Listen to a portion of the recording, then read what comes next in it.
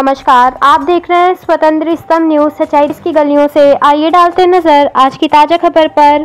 कानपुर देहात में जिला विकास समन्वय समिति की बैठक के दौरान पूर्व सांसद अनिल शुक्ला वारसी और सांसद भोले सिंह ने एक दूसरे पर आरोप लगाते हुए बैठक में हुई जमकर कहासुनी। विवाद इतना बढ़ गया, मौजूद अधिकारियों को करना पड़ा हस्तक्षेप। हंगामे के कारण विकास कार्यों की चर्चा अधर में लटकी। ब्यूरो रिपोर्ट, स्वतंत्र स्तंभ न्यूज।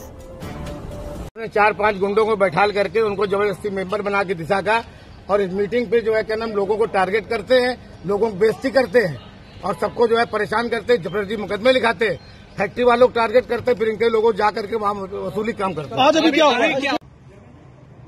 जब चुनाव का वक्त आता है तो वो जात को चलाते हैं। उनसे बड़ा मैं ब्राह्मण हूँ, उनसे बड़ा मैं क्षत्रिय हूँ, उनसे बड़ा मैं दलित हूँ, उनसे बड़ा मैं पिछड़ा वर्ग हूँ और उनसे बड़ा मैं मुसलमान हूँ। मेरे द्वारा कोई जात के आधार पर काम किया गया हो, इन 11 सालों में एमपी बना हूँ, 50 साल से राजनीति कर रहा हूँ, एमएलए भी रहा, मंत्री रहा, तो मुझे पता है उदाहरण तो। और उनके द्वारा आपने गौरिया में देखा होगा 2021 में कि पूरे प्रदेश के माहौल को खराब करने के लिए कि साहब ब्राह्मण की हत्या हो रही है। अवनीश अवस्थी तत्कालीन गृह सचिव थे, उनके साथ में मैं नहीं गया था, विवेक द्विवेदी गए थे, ये राजेश तिवारी गए थे और ब्राह्मणों की टीम रवि शुक्ला गए थे, विनोद तिवारी गए थे, विद्यासागर त्रिपाठी गए थे, चेयरमैन वो गए थे आपके शिवली। सब लोगों ने जाकर के उस पूरे विषय को बताया।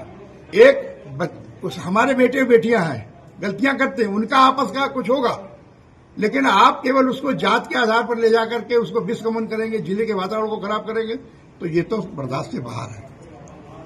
आप विकास दुबे के भाई को साथ रख सकते हैं जिसने संतोष शुक्ला की हत्या की हो, आपका साथ में वो आपका है। आप चुनाव फिरा रहा है, आपको कहीं तलाश है, क्योंकि रोज जो अत्याचार करते हो, शासन के खिलाफ बोल रहे हो कि साहब हमारे पास फाइल नहीं आती है, और तो क्यों मंत्री बने बैठे हो नहीं अगर फाइल आती है, इसलिए मेरा दोष है। तो वो आप उसी तरीके से इस वातावरण को वो विषाक्त बनाने के लिए कि चूंकि इसका चेयरपर्सन में हूं, तो उस चेयरपर्सन होने के नाते मुझे अपनी गंभीरता का ख्याल रखना चाहिए और कोशिश करता हूं गंभीरता का ख्याल रखूं। इसीलिए अनावश्यक विवाद न हो, मैंने मीटिंग को स्थगित कर दिया है और नई डेट डाली है। और नई डेट डालने के पहले जिस डेट में मैं यहां से शासन को लिखूंगा कि शासन का अधिकृत अधिकारी और भारत सरकार को लिखूंगा, भारत सरकार का अधिकारी वह भी उस बैठक में रहे और एक एक बिंदु पर चर्चा हो, चर्चा के बाद गुण और दोष के आधार पर कार्रवाई हो। लेकिन धमकी देना, मुझे गुंडा कहना, अपराधी कहना, तो मुझसे बड़ा कानपुर देहात में कोई बदमाश नहीं है। मैं हिस्ट्री सीटर हूं कानपुर देहात का। कागज और कलम पुलिस का होता है। मेरे खिलाफ उसने मुकदमे लिखे, उसी सरकार ने खत्म किए। 13 मुकदमे लिखते ही पुलिस मेरे खिलाफ वादी बनती है। मैं धरना देता हूं विपक्ष में होकर के। समाजवादी पार्टी की सरकार होती है और मेरे खिलाफ मुकदमे लिखे जाते हैं, साथियों के साथ लिखे जाते हैं। आपने भी शायद अगर इसमें कोई बच्चा हो उस समय का तो जानकारी होगी। मैं रात और दिन दिसंबर और जनवरी में बैठा था। सांसद जी आज मानते हैं कि मीटिंग आपको बीच में ही छोड़नी पड़ी, विकास मुद्दे पर चर्चा नहीं हो पाई, इसलिए छोड़नी नहीं पड़ी, स्थगित करनी पड़ी, इसलिए कि वो केवल और केवल उन बेईमान अपराधियों को बचाने के, अधिकारियों को बचाने के लिए आए थे जिनके संबंध में मैंने मीटिंग में कहा कि ये गलती स्वीकार कर रहे हैं तो एफआईआर होनी चाहिए। उन व्यापारियों को बचाना चाहते हैं जो प्रदूषण भी करते हैं, जो टैक्स की चोरी भी करते हैं, जो रॉ मटेरियल की चोरी करते हैं और सब कुछ करें।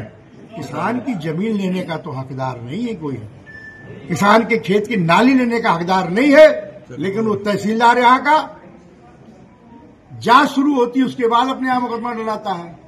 तो बचाने का काम करते हैं, कहीं तहसीलदार को बचाएंगे, कहीं खनन अधिकारी को बचाएंगे, जो खनन का काम वो कराते। बताओ मैंने अगर कभी खनन काम को किसी से कहा हो, किसी से सुना हो आपने? माननीय मंत्री प्रदेश सरकार के राकेश सचान जी, उनसे झगड़ा करने लेके उनका हुआ, मुझे पता नहीं, मैं तो बोला नहीं कुछ। उस स्वभाव बन गया, उनको खनन कराना, उनको गंदे काम कराने। अब उसका जो विरोध करेगा तो उनके पास सबसे बड़ा यही है कि मैं परशुराम महासभा चलाता हूं, जो परशुराम महासभा चलाते हैं उसमें वहां का पानी की जांच करा ली जाएगी। इनके ऊपर जो लायबिलिटी निकली है उसमें गलती हुई है विभाग से। 97 करोड़ की लायबिलिटी है कानपुर नगर और कानपुर देहात की। क्रोमियम को लेकर इसको लेकर के हाईकोर्ट ने कहा कि क्रोमियम को लेकर के जो रिपोर्ट आई है वो रिपोर्ट को इसको ठीक किया जाए, पुनः जांच की जाए।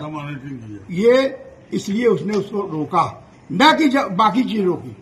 तो 2 जिले का मामला था, अब ये मामला कानपुर देहात का, और वह भी इसमें था, इस बैठक के में बिंदु में था। क्रोमियम की जांच होगी, अगर क्रोमियम में कोई प्रभावित होगा तो आदमी के जीवन से खिलवाड़ तो नहीं किया जाएगा, उसके स्वास्थ्य से खिलवाड़ तो नहीं किया जाएगा। भारती जी को चूक बचना है, भारती जी को ये सब कह के अपना वो खड़ा करना है। हमारे भाई हैं, आपने देखा होगा पिछली बैठकों में हमारी बहन आती थी, वो भी बाहर जाके बोलती, मैं तो कभी बोला नहीं हूं, वो भी बाहर जाके मेरे खिलाफ बोलती, मैं चुप रहता, बहन से क्या कहूं। अब आज वो भाई आ गया, समझिए, जिनको जरूरत है इलाज की कहीं न कहीं, मैं तो इतना कह सकता हूं हमारे भाई है वो स्वस्थ और दीर्घायु है। सांसद जी, एक सवाल है कि विपक्ष भी बैठा हुआ था